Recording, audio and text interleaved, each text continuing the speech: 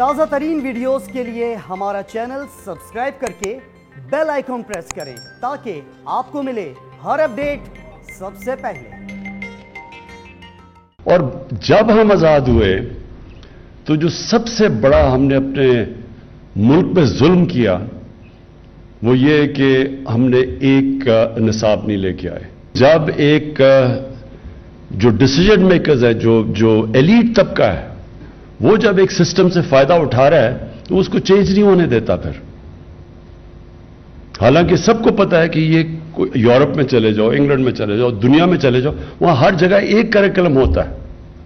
تو یہاں 3 جب کریکولم چل رہے تھے تو کیونکہ وہ سسٹم میں جو صاحب اقتدار جو ایلیٹ تھی وہ فائدہ اٹھا رہی تھی، اس کے اندر کوئی انسینٹو چینج کرنے کا نہیں تھا۔ جب آپ کسی اور ملک کے جب انگلش میڈیم ایجوکیشن لیتے ہیں، اور English medium education higher education کے لیے بہت ضروری ہے، لیکن بدقسمتی سے جس طرح ہمارا سسٹم ڈیولپ ہوا ہے وہ صرف انگلش میڈیم انگلش زبان نہیں ہم سیکھتے ہائر ایجوکیشن کے لیے، ہم پورا کلچر لے لیتے ہیں، اور یہ سب سے بڑا نقصان ہے، کیونکہ جب آپ کسی کا کلچر لے لیتے ہیں تو وہ کیا آپ کرتے ہیں؟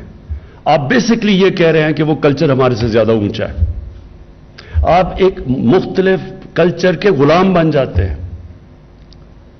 جب آپ ذہنی غلام بنتے ہیں تو یہ یاد رکھیں اصل غلامی سے زیادہ بری ذہنی غلامی ہے۔ ذہنی غلامی کی زنجیریں توڑنا زیادہ مشکل ہوتا ہے۔